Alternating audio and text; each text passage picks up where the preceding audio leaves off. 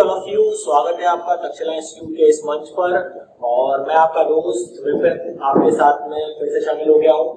अच्छा देखो यार, हम लोग जो लास्ट क्लास में जो बात कर रहे थे वो चल रही थी हमारी नाउन के बारे में बात चल रही थी, जिसमें हम लोगों ने जो पहला जो पढ़ा था वो था हमारा प्रॉपर नाउन। इसके कुछ साइलेंट फीचर्स थे जो मैंने आपको लिखवाए थे, जिसमें मैंने आपको बताया था कि इसमें आर्टिकल का यूज हमें नहीं करना है, जनरली हमें यूज नहीं करना है। उसके बाद में इसमें ध्यान रखिएगा आप इसको प्लूरल नहीं बना सकते। और दूसरा ये भी था कि इसमें ध्यान रखिए हमेशा पहला लेटर जो होता है वो कैसा होता है, वो हमेशा कैपिटल लेटर में लिखना है। ठीक है, तो जो भी वर्ड होगा कैपिटल लेटर में अगर मान लेते उसका पहला लेटर होता है तो वो कौन सा हमारा नाउन होगा, वो हमारा नाउन होगा प्रॉपर नाउन। अब देखो यारो, हर चीज की एक लिमिट होती है। ठीक है, जैसे आप मैथ्स पढ़ते हैं या फिर दूसरे सब्जेक्ट भी पढ़ते हैं तो आप अच्छी तरह जानते हैं कि आप जैसे मिक्सचर एलिगेशन पढ़ रहे हैं तो मिक्सचर एलिगेशन की एक लिमिट होगी। आपने बोला मुझे बहुत अच्छे से आता है मिक्सचर एलिगेशन, लेकिन उसकी भी एक लिमिट होगी कि बहुत टफ बनाएगा क्वेश्चन। कहीं ना कहीं हर एक चैप्टर की एक लिमिट रहती है। ऐसी ध्यान रखिएगा इंग्लिश में भी चैप्टर में लेके कहीं ना कहीं उसकी एक लिमिट रहती है, लेकिन हम लोग जो है वो हर प्रकार के लिमिट में पहुंचेंगे। देखो यारो, जो मेरे पढ़ाने का जो तरीका है वो कैसा है मैं आपको बता देता हूँ। लैंग्वेज जो होती है वो इमेजिनेशन से चलती है, मतलब इमेजिनेशन बहुत ज्यादा जरूरी है। नॉलेज से पहले कोई चीज है तो यारो वो इमेजिनेशन है। तो हमें क्या करना है, हर चीज को इमेजिन करते हुए चलना है। ठीक है, रूल रट्टे के चक्कर में मत रहिएगा, आप फंस जाओगे पक्का है, और कई बार फंसते भी हो, ऐसा नहीं है। लेकिन मैं यहाँ पर जो आपको तरीका बताने वाला हूँ वो द बेस्ट तरीका है। क्योंकि बताता हूँ मैं आपको, क्योंकि आप इस चीज को समझ के आगे बढ़ते हैं। लैंग्वेज को समझ के आगे बढ़ेंगे जल्दी समझ में आती है। लैंग्वेज को रूल रपाटों से पढ़ोगे यारो तो नहीं समझ में आएगी, कहीं ना कहीं आपको मात दे देगी। ठीक है, हम लोग बात करते हैं यहाँ पर प्रॉपर नाउन के बारे में। देखो यार, प्रॉपर नाउन के मैंने आपको बताया था कॉमन नाउन का जो ब्रांडिंग नेम होता है उसे हम क्या कहते हैं, उसे हम कहते हैं प्रॉपर नाउन। ठीक है, अब यहाँ पर प्रॉपर नाउन को लेके मैंने दो तीन शायद से कुछ एग्जांपल भी ले लिए थे लास्ट क्लास में। आज हम लोग कुछ इसके बारे में और थोड़ी सी विस्तार में चर्चा करेंगे। ठीक है, देखो यार, जैसे मैंने एक एग्जाम्पल लिखा, उस एग्जाम्पल को जरा समझिएगा। हम लोगों ने कुछ साइलेंट फीचर लिखे थे कि आर्टिकल का यूज नहीं करते। देखो यार, मैं भी यही कह रहा हूँ कि आर्टिकल का यूज बिल्कुल नहीं करते हैं, लेकिन होता क्या है, कभी कभी आप जिस चीज को एक्सेप्शन का नाम देते हैं वो एक्सेप्शन नहीं होता, वो अपवाद नहीं होता, उसका कुछ ना कुछ और डायरेक्शन हो सकता है। मतलब वो किसी और चीज के बारे में बता सकता है, वो नाउन हो ही ना, या फिर वो कुछ और ही नाउन हो। इस प्रकार से आप क्या कर सकते हैं, उस चीज को समझ सकते हैं। जैसे मैंने एक एग्जाम्पल लिख लेता हूं, मैंने एक एग्जाम्पल लिखा, देखो यार समझना सीखो जरा ध्यान से। मैंने लिखा I got a paper on the road. I got a paper on the road. The signature of Ram printed on it. देखो यार समझना चीजों को, मैंने लिखा I got a paper on the road. The signature of Ram printed on it. इसका मतलब ये हो गया कि यहाँ पर सबसे पहले आपको जो पहचानना वो ये है कि प्रॉपर नाउन कहाँ लिखा हुआ है। यार वो कहाँ लिखा हुआ है प्रॉपर नाउन, जरा समझिए। आई ये तो नहीं है, गॉट अ पेपर ये भी नहीं है, ऑन द रोड भी नहीं है, सिग्नेचर ऑफ राम। देखो यार यहाँ पे क्या लिखा मिल गया मुझे, राम। इसका मतलब यहाँ पर ये राम क्या है, यही है हमारा प्रॉपर नाउन। अच्छा, प्रॉपर नाउन जो लिखा हुआ है इसके साथ में कोई आर्टिकल लगा है क्या, नहीं लिखा है। अब देखो यार, मैं आपसे वही बोल रहा हूँ, केवल और केवल शब्दों को देख के काम मत करिए, उसका मीनिंग निकालिए, यही ज्यादा सबसे जरूरी है।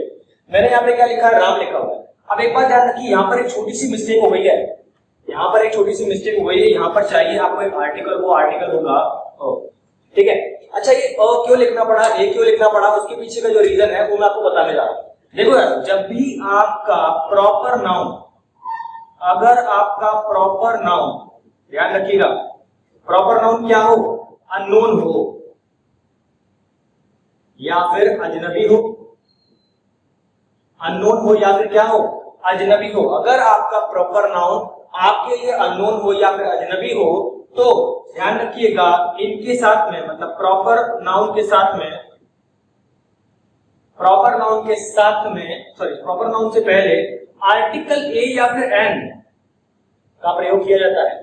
आर्टिकल ए एन का प्रयोग किया जाएगा, ध्यान रखिएगा, किसी न किसी प्रॉपर नाउन के साथ में। कब, जब हमारा प्रॉपर नाउन हमारे लिए क्या हो, अननोन हो। इस बात का ध्यान रखिएगा, ये रूल रपाटे के चक्कर में मत पड़िएगा कि यहाँ पर आएगा, वो क्यों आएगा उसके पीछे का रीजन मैंने आपको दे दिया कि यहाँ पर अगर अननोन है तो उस अननोन होना जो है वो अननोन होना बताने के लिए आपको उस आर्टिकल का यूज करना पड़ेगा।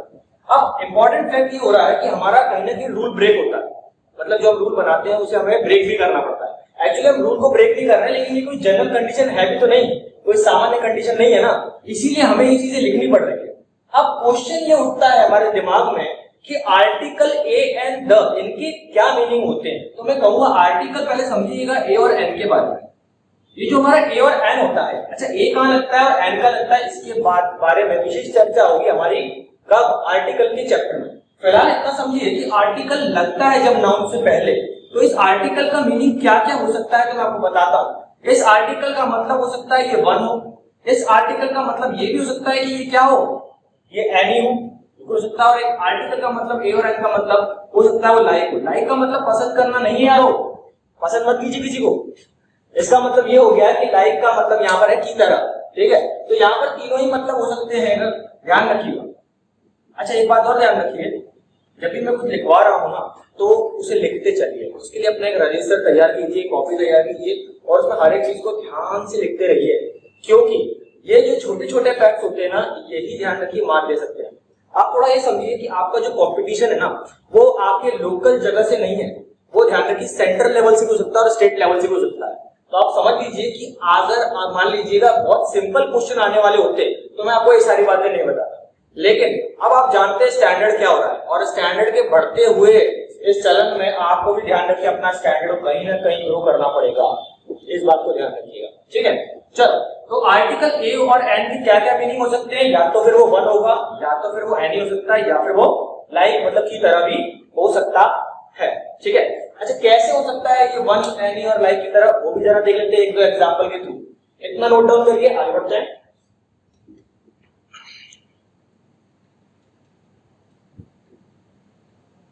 देखो यार यहाँ पर आई गॉट अ पेपर, मुझे एक पेपर मिला है, कहां पे मिला है, रोड पे मिला है, ठीक है। The signature of Ram, Ram के उस पे सिग्नेचर है, प्रिंटेड है, ठीक है। राम के उस पे क्या है, सिग्नेचर है। अच्छा राम के सिग्नेचर है, इसका मतलब ये है ना कि इस राम को आप नहीं जानते, मतलब ये मान लेते हैं कोई पेपर मिला, इस पर एक सिग्नेचर था इस प्रकार से, और वो क्या था, ऐसा था। इससे आपने अंदाजा लगाया कि ये व्यक्ति कौन है, ये कौन है, भैया राम है। लेकिन क्या आप इस राम को जानते हैं, नहीं जानते। अगर आप इस राम को नहीं जानते तो आपको आर्टिकल यूज करना पड़ेगा, और आर्टिकल इसीलिए ध्यान रखिए लिखा हुआ है, आए समझ में। तो इस व्यक्ति को आप नहीं जानते थे, इसीलिए आर्टिकल का प्रयोग किया गया। अब आए समझ में, ठीक है।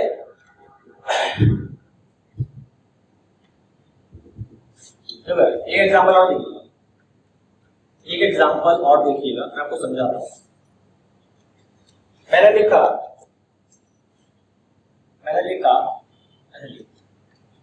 I met a Ram, ठीक है। मैंने लिखा I met a Ram on the road। अब जरा समझिए, मैंने लिखा I met a Ram on the road, क्या सेंटेंस सही है, क्या यह सेंटेंस सही है, I met a Ram on the road।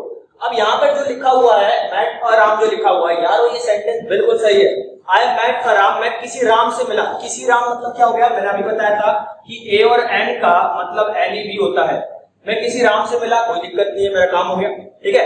I met a Ram। अब देखो यारो, मैंने आगे इसको थोड़ा सा कंटिन्यू किया, इसको थोड़ा सा आगे कंटिन्यू करने की कोशिश करता हूं, जरा ध्यान दीजिएगा। मैंने लिखा who is my friend, who is my friend। I met a Ram on the road, who is my friend। अब देखो यारो, यहाँ पर एक सेंटेंस जो मैंने आगे लिख दिया है who is my friend, इसका मतलब ये हो गया कि अब ये अननोन नहीं है, इस फ्रेंड ने बता दिया कि ये तो नोन है, ये राम जो है इसको तो मैं जानता भी हूं, इसका मतलब क्योंकि ये सेंटेंस लिखा है, ये वर्ड लिखा हुआ है। अच्छा ये फ्रेंड जो लिखा है, इसका मतलब ये हो गया, नोन हो गया, पर्सन नोन हो गया, तो यार यहाँ पे आर्टिकल गलत हो जाएगा। अगर इतना ही लिखा होता है I met a Ram तो सेंटेंस सही होता, लेकिन यहाँ क्या लिखा है I met a Ram on the road who is my friend, तो यहाँ पर आर्टिकल आपको हटाना पड़ेगा, इस बात का ध्यान रखिएगा विशेष तौर पे। अब आपको धीरे धीरे समझ में आ रहा होगा कि जो तरीका है ना पढ़ाने का वो यही रहेगा, और आपके पढ़ने का भी तरीका यारो यही रखिएगा। आप जरा सोचिए, इतना सोचिए कि स्पोकन वाले जो टीचर्स होते हैं या फिर दूसरे जो गवर्नमेंट सेक्टर की तैयारी कराते हैं, वो भी जो टीचर्स होते हैं, देखो यारो वो हर एक चीज का बताते हैं। जैसे मैंने बोल दिया इसका मतलब ये होता है, उसका मतलब ये होता है, आगे क्या आ गया तो फ्यूचर इंडेफिनिट बन जाएगा, इस प्रकार से चीजें रहती है, ये वगैरह सब चीजें होती है, सब चीजें गलत होती है, ध्यान रखिएगा। कहीं ना कहीं आपको ध्यान रखिए नुकसान देने वाली है। मैं तो ये कहता हूँ ये तो आपकी जड़ें हैं जिनको उन्होंने काट दिया गया है। आपने वो आप दिवाली तो बनाते होंगे, एक मान लेते हैं ये पटाखा है, इस पटाखे में बत्ती निकली, मान लेते हैं ये बत्ती जो है ना ये उन्होंने चीजें पढ़ा के ना निकाल दी। अब क्या करोगे पटाखे? कुछ बच्चे बोलेंगे इसमें से बारूद निकालेंगे, इनको जलाएंगे, तो मतलब कुछ ना कुछ आप इसमें इम्प्लीमेंटेशन करने की कोशिश करोगे। यार ध्यान रखिए ना, इसको थोड़ा समझने की कोशिश कीजिए। बत्ती जो निकली हुई है ना इसको मैं निकाल के दोबारा जलाने की कोशिश कर रहा हूँ। अगर ये जलेगा तो अच्छा है, नहीं जलेगा तो जय राम जी। ठीक है, चलो आगे। तो यहाँ पर क्या हो गया, हमारा ये सेंटेंस समझ में आया कि नहीं आया? मतलब यहाँ पर जो राम है वो हमारे लिए क्या है यारो? नोन पर्सन है। आगे बढ़ो।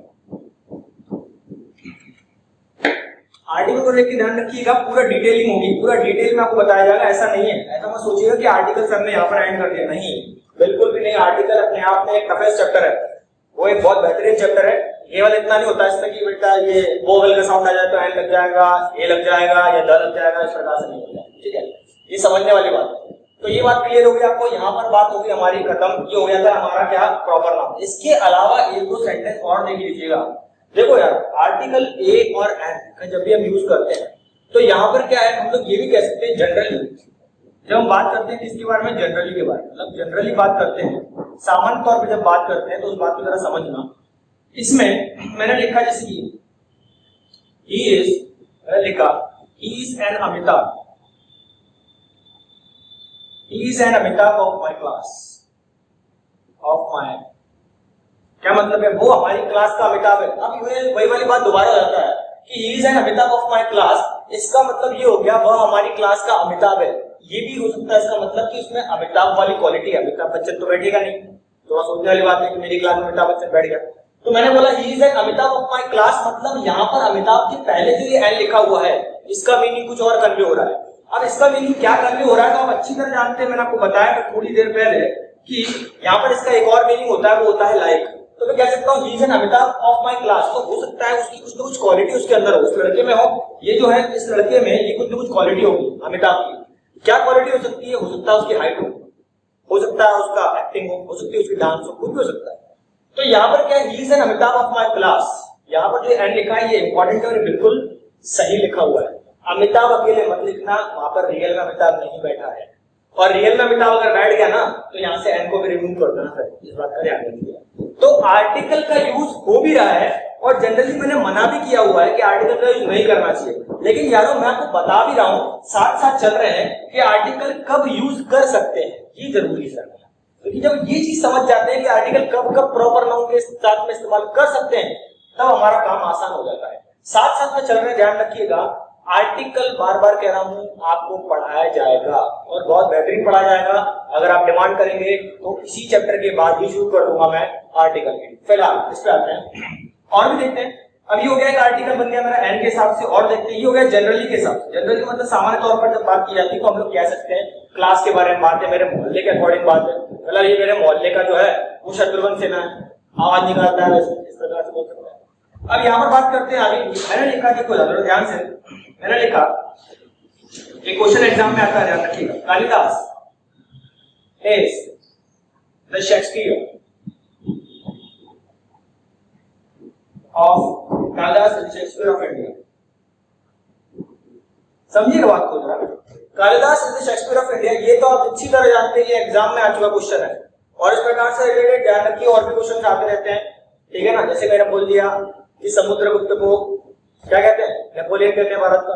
तो इस प्रकार से कालिदास को भी क्या कहा जाता है, ध्यान रखिएगा, सॉरी शेक्सपियर क्या कहा जाता है, मतलब कि कालिदास कहा जाता है भारत का। अब मैंने आपसे बोल दिया कि यहाँ पर जो शेक्सपियर लिखा हुआ है ना और यहाँ पर जो कालिदास लिखा हुआ है, अच्छी तरह जानते हैं ये प्रॉपर नाउन है, ये प्रॉपर नाउन है, और अच्छी तरह जानते हैं यहाँ पर जो शेक्सपियर लिखा है ये भी प्रॉपर नाउन है।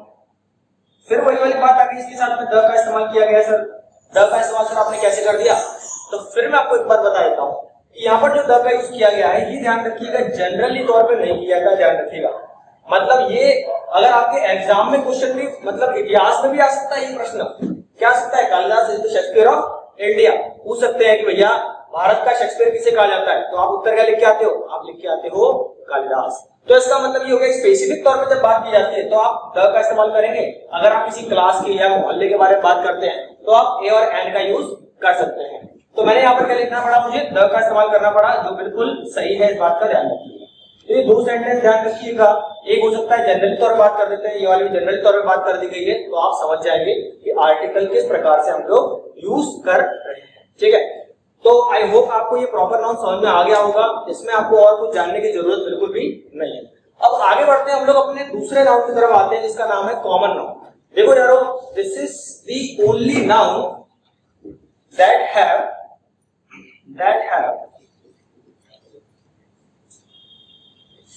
आर्टिकल्स, जिसके पास में क्या होते हैं, आर्टिकल होते हैं। ठीक है, अब देखो यारो, बात करते हैं यहां पर कॉमन नाउन। ठीक है,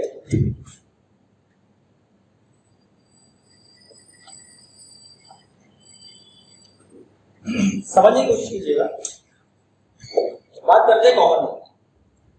देखो कॉमन नाउन का मतलब मैंने आपको हिंदी में बताया था, जिसे कहते हैं जातिवाचक संज्ञा, मतलब जातिवाचक के बारे में बात करते हैं, कॉमन चीजें हैं उसके बारे में बात करते हैं। कुछ मैंने आपको एग्जांपल भी दिए थे, आप अच्छी तरह समझ ही गए थे, एक बार दोबारा से मैं बता देता हूँ। जैसे मैंने लिखा यहाँ पर मोबाइल है, कोई भी कॉमन चीज हो सकती है।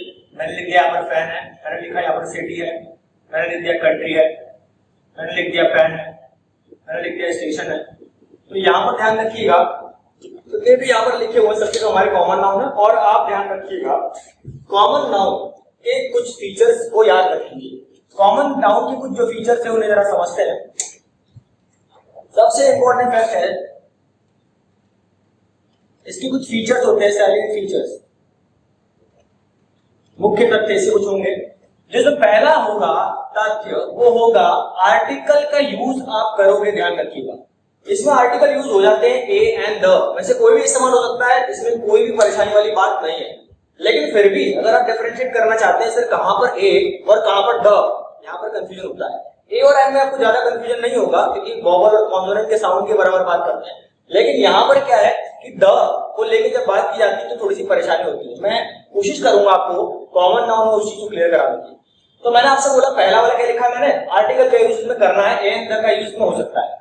दूसरा लेते हैं इसमें आप, इसमें ध्यान रखिए, बड़ा सिंपल सा एक फंडा है कि अगर मान लेते हैं कोई भी सिंगुलर नाउन लिखा होगा, कोई भी एक वचन, अगर कोई भी संज्ञा है, अगर कोई भी सिंगुलर नाउन होगा तो यारो सीधा सीधा सिंगुलर वर्ब लगा दीजिए।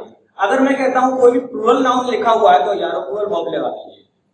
इसमें तो कोई परेशानी वाली बात ही नहीं। क्या एक आएगा रूरे तो मैं पहले से बता दूं, बचपन से पढ़ते हुए आ रहे हैं, बॉयज के साथ इस टूल लगाएंगे, बॉयज के साथ आर तो लगाएंगे। ठीक है, तो मैंने लिखा यहाँ पर सिंगुलर नाउन के साथ में सिंगुलर वर्ब, प्लूरल नाउन के साथ में प्लूरल वर्ब लगेंगे। अब बहुत सारे बच्चों में थोड़ा सा कंफ्यूजन रहता है कि सर ये प्लूरल और सिंगुलर वर्ब हमें समझ में नहीं आती है। तो मैं आपको थोड़ा समझाने की कोशिश करता हूं कि जो हमारे सिंगुलर वर्ब होती है, जो हमारी सिंगुलर वर्ब होती है, उसके आखिर में यारो एस लिखा होगा। एस लिखा होगा मतलब क्या क्या चीजें हो सकती है, मैंने लिखा यार एस हो सकता है, वो वॉज हो सकता है, वो हैज हो सकता है। आए समझ, एज वॉज हैज। और जो प्लूरल वर्ब होती है हमारी, और जो हमारी प्लूरल वर्ब होती है उसके साथ में आप ई लास्ट में होता है, मतलब लास्ट में क्या निकलेगा ई। इन्हें हो गया आर हो सकता है, वर हो सकता है और हैव भी हो सकता है। इस बात का ध्यान रखिए, सिंगुलर वर्ब और प्लूरल वर्ब। बाकी जब आप अगर जानते हो कि जितनी भी वर्ब होती है वो किसी में भी लगा दीजिए। जैसे मान लेते हैं हैड हो गया, तो हैड तो किसी के साथ भी लगा सकते हैं, विल शैल भी किसी के साथ भी लगा सकते हैं, इसमें कोई परेशानी नहीं होगी। तो सिंगुलर नाउन के साथ में सिंगुलर वर्ब और प्लूरल नाउन के साथ में प्लूरल वर्ब। चलो यार आगे बढ़ते हैं। अब इसकी कुछ चीजों को हम लोग समझते हैं। आर्टिकल ए एंड द का इस्तेमाल करते हैं तो किस प्रकार से इसमें किया जाता है वो जरा समझिए। देखो यार, जो हमारा आर्टिकल होता है, ठीक है ना, जो हमारा आर्टिकल होता है ना, तो कौन कौन से होते हैं हमारे, दो प्रकार के होते हैं। जो आर्टिकल होते हैं हमारे दो प्रकार के होते हैं। एक होता है हमारा इंडेफिनिट और एक होता है हमारा डेफिनिट। समझ में, इंडेफिनिट आर्टिकल होता है और एक डेफिनिट आर्टिकल होता है। इंडेफिनिट आर्टिकल ध्यान रखिएगा दो ही होते हैं हमारे पास में, जो कि होता है ए और एक होता है हमारा एन। एक होता है ए, होता है हमारा एन। डेफिनिट आर्टिकल जो होता है हमारा एक ही होता है, इसको हम कहते हैं द। कोई लोग इसे द कहते हैं, कोई लोग इसे दी कहते हैं, यार दोनों ही सही है, बस साउंड का फर्क है और कोई दिक्कत नहीं है। बात करेंगे आर्टिकल, ठीक है ना, कि द कहां पर बोलते हैं और दी कहां पर बोलते हैं। ठीक है, अब यहाँ पे लिखा हुआ है आर्टिकल का इस्तेमाल कर रहे हैं हम लोग ए और एन का, और यहाँ पर बात कर रहे हैं हम लोग द का। ठीक है, इंडेफिनिट मतलब ये हो गया अनिश्चित और डेफिनिट मतलब हो गया निश्चित है। यार ये अनिश्चित और निश्चितता का पता कैसे चलता है, ठीक है ना। तो मैं कहूंगा डेफिनेट के बारे में बात करता हूं तो डेफिनेट है कोरोना बीमारी चल रही, तो डेफिनेट हो गया, है ना। और कितने लोग मरते जा रहे हैं, ये इंडेफिनेट है, पता नहीं चल रहा, अनिश्चित, क्लियर नहीं हो पा रहा। तो यहाँ पर जो बात कर रहे हैं आर्टिकल को लेकर जब बात कर रहे हैं, दो चीजें ध्यान रखिए, इंडेफिनिट डेफिनिट। इंडेफिनिट दो प्रकार के होते हैं, ए और एन, और यहाँ पर ध्यान रखिएगा क्या होता है, डेफिनिट द ही होता है, ठीक है। तो यहाँ पर हमारी बात होगी, अब इसका रोल इस कॉमन नाउन में कैसे पड़ेगा उसके बारे में बात करते हैं। नोट करिए, आगे बढ़ते हैं।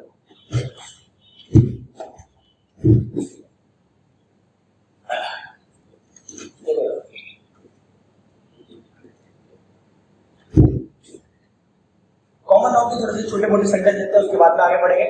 जैसे मैंने आपसे बोला, मैंने लिखा, देखो मैंने लिखा ही इज स्टूडेंट, मैंने क्या लिखा है, ही इज स्टूडेंट। अब यहाँ पर जब मैंने लिख दिया ही इज स्टूडेंट, तो क्या ये सही है? तो मैंने आपको थोड़ी देर पहले बताया कि जो कॉमन नाउन होता है उसके कुछ साइलेंट फीचर होते हैं और उसमें हमें ध्यान रखना पड़ेगा कि आर्टिकल का इस्तेमाल किया जाता है। यहाँ पर क्या लिखा है, स्टूडेंट लिखा हुआ है, तो स्टूडेंट के साथ में मुझे एक आर्टिकल लेना चाहिए था, ए या फिर एन। यहाँ पर जो है कॉन्सोनेंट साइन है, साउंड है, इसलिए यहाँ पर क्या लगाना पड़ा मुझे, अ का यूज करना पड़ा। तो मैंने क्या लिखा है, he is a student. This is the correct sentence. The next one is, जो अगला है उसके बारे में बात करते हैं। मैंने लिखा है यहाँ पर दे आर अ स्टूडेंट, या स्टूडेंट्स, मैंने लिखा दे आर अ स्टूडेंट्स लिख दिया, तो सर स्टूडेंट्स भी तो यहाँ पर क्या है, ये प्लूरल फॉर्म में आ गया, तो हम आर्टिकल ए का इस्तेमाल कर सकते हैं क्योंकि कॉमन नाउन है। लेकिन यारो यहाँ पर आपको ध्यान रखना पड़ेगा कि स्टूडेंट जो है ना वो प्लूरल नाउन है। जो हमारा कॉमन नाउन अगर मान लेते हैं प्लूरल हो, तो इसके साथ में आर्टिकल यूज ना करें, इसके साथ में आर्टिकल यूज नहीं होगा। केवल सिंगुलर कॉमन नाउन के साथ ही आप क्या कर सकते हैं, आर्टिकल ए या फिर एन का प्रयोग कर सकते हैं। तो यहाँ पर हो गया देयर आर स्टूडेंट्स, क्या करना पड़ा, देयर आर स्टूडेंट्स। चलिए आगे बढ़ते हैं। मैंने लिखा there was king in my village, समझिएगा, there was king in my village. अब यहाँ पे जो किंग लिखा हुआ है बहुत अच्छी तरह जानते हैं, किंग जो होता है वो कॉमन नाउन है, वो क्या है, एक कॉमन नाउन है। अगर किंग एक कॉमन नाउन तो मुझे आर्टिकल लेना चाहिए था, तो आर्टिकल लगा दीजिए, यहाँ पर आर्टिकल की कमी है, आर्टिकल लगा दिया मैंने, देयर वाज अ किंग। फिर वही वाली बात है, हो सकता है एक से ज्यादा अगर राजा होंगे, ऐसे होते नहीं, लेकिन अगर होते भी हैं तो मैंने क्या लिखूंगा, देयर वर, फिर क्या जाएगा यहाँ पर, किंग्स इन माय विलेज, ठीक है। यहाँ पर ध्यान रखना यार, जो आपका सब्जेक्ट होता है, ये दो सेंटेंस जो मैंने यहाँ पर लिखे हैं, यहाँ पर जो सब्जेक्ट होता है ध्यान रखिएगा, वो देयर नहीं होता, ध्यान रखिए, वो क्या होता है हमारा, ये कॉमन नाउन होती है, ये आपके मेन सब्जेक्ट होते हैं, इस बात का ध्यान रखिए, ये आपके सब्जेक्ट होते हैं, इसी के अकॉर्डिंग ही वर्ब चेंज होती है और इसमें वर्ब पीछे होती है, ध्यान रखिए। किंग जो है वो एक है, इसीलिए यहाँ पर वॉज लिखा हुआ है, और यहाँ पर क्या लिखा हुआ है, किंग्स लिखा है, इसीलिए यहाँ पर क्या लिखा हुआ है, वर्ब का यूज किया है, ऐसा समझ, ठीक है। तो ये तो छोटी मोटी बातें जो हमको इजीली समझ में आती है, ठीक है। अब बात करते हैं, फिर से उस तरफ जाते हैं, जरा आर्टिकल के तौर पर थोड़ा सा बात करते हैं कि आर्टिकल का इस्तेमाल इसमें और कैसे कैसे किया जा सकता है, उसको जरा देखते हैं। देखो ये जो पोर्शन में पढ़ाने वाला हूं, थोड़ा सा ध्यान से पढ़िएगा, क्योंकि यही चीजें डिसाइड करता है कि यह एक लैंग्वेज है। We have to consider this subject language, हमें इसे लैंग्वेज की तरह कंसीडर क्यों करना चाहिए, यही चीज आपको बताता है, जो मैं आपको अभी एग्जांपल देने वाला हूं आगे। देखो अब मान लीजिए एक सेंटेंस लिखता हूं आपके सामने, यहाँ पे एक सेंटेंस लिखता हूं, सेंटेंस है, मैंने लिखा है इसे, ब्रिंग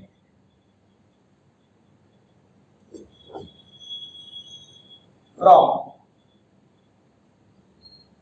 ठीक है, मैंने एक सेंटेंस लिख दिया है, bring dash glass from dash room, ठीक है। अब यहाँ पर क्या लिखा है कि एक ग्लास लेके आ जाओ, या फिर ग्लास लेके आ जाओ, उस रूम से लेके आ जाओ भैया। आर्टिकल जो है आपके यहाँ पर ऑप्शंस पे रहेंगे, और आर्टिकल कौन कौन से होते हैं अच्छी तरह जानते हैं। हो सकता है पहले वाला जो आपको ऑप्शन मिल रहा है उसमें होगा एक, ठीक है, और यहाँ पर होगा द, ऐसा कर ले, या तो ऑप्शन में लिख दे ए, या फिर हो जाएगा ए, मतलब पहले वाले में भी ए और दूसरे वाले में भी ए, सी वाला जो ऑप्शन है उसमें हो जाएगा द, और फिर उसके वाले में हो जाएगा ए, इस प्रकार से हो सकता है, या फिर डी वाले में हो सकता है द, और फिर हो सकता है द। ये आपके कुछ एग्जांपल है, ध्यान रखिएगा, कुछ ऑप्शन है जो आपको सिलेक्ट करना है कि विच वन इज करेक्ट। आपको पता करना पड़ेगा कौन सा वाला सही है, कौन सा वाला यहाँ पर फिलअप किया जा सकता है, ठीक है। बताइए ना, आपको 30 सेकंड का टाइम दे रहा हूं।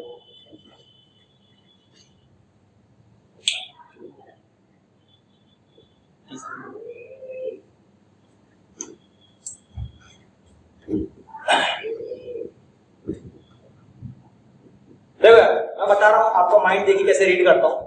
मैक्सिमम लोगों ने पहला वाला बोला है, ठीक है, मैक्सिमम लोगों ने पहला वाला बोला है। वो क्यों बोला है? क्योंकि हमारी एक बोल सकते हैं ना कि एक सिचुएशन ऐसी बन जाती है, हमारा जो माइंड होता है ना एक स्कैनर की तरह काम करता है।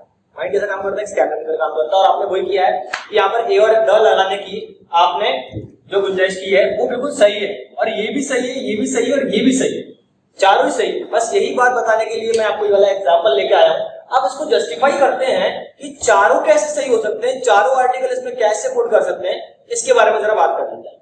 देखो यार, हर एक की कंडीशन डिफरेंट डिफरेंट है। मैंने आपको पहले ही बोला ये एक लैंग्वेज है। अगर लैंग्वेज है तो हो सकता है कि कंडीशन डिफरेंट डिफरेंट हो, और वही कंडीशन यहाँ पर मैं आपके सामने प्रस्तुत कर रहा हूँ। देखो यार, जो हमारा पहला वाला कंडीशन है, मतलब जो ए कंडीशन है, इसके बारे में बात करते हैं।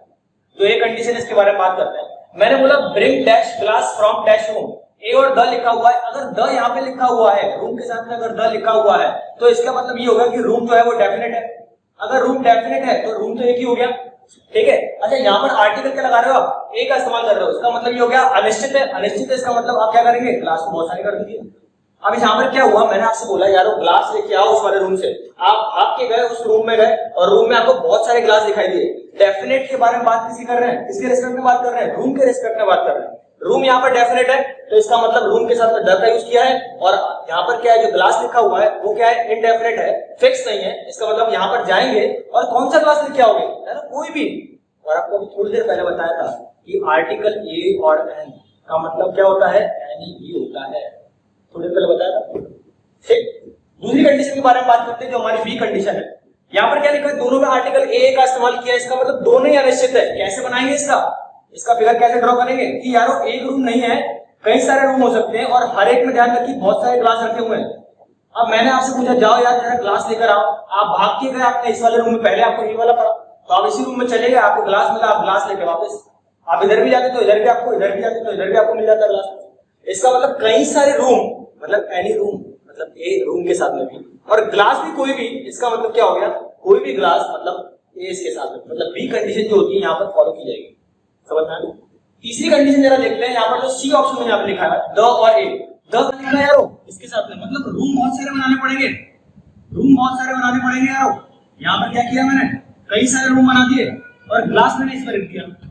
अब देखो डेफिनेट है कि नहीं ग्लास तो ये लेके आओगे, सीधी बात है। आप इसमें गए, नहीं मिला यार, आप वापस बाहर निकले, इसमें गए, नहीं मिला, आप इसमें गए, कौन सा वाला लेके आओगे? डेफिनेट एक, कौन सा?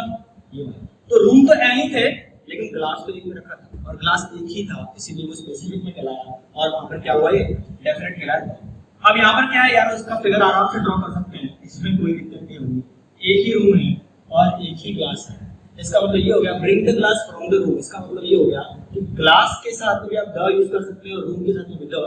वो कंडीशन ये बनेगी कि यार रूम भी क्या था? निश्चित था, और ग्लास भी क्या था हमारा? निश्चित था। इसी रूम में जाओगे और यार वही वाला ग्लास आप लेकर आओगे, ऐसा, ठीक है। तो ये कंडीशन है, इसको समझ में अगर आपको आता है, ये वाली बात आपको समझ में आती है, तो मुझे लगता है फिर आपको ये समझ में आता है कि मुझे किस प्रकार से पढ़ाना अच्छा लगता है, और आपको मुझे लगता है ऐसे ही पढ़ने की आदत डालनी चाहिए, ऐसा। चलो यार आगे बढ़ते हैं।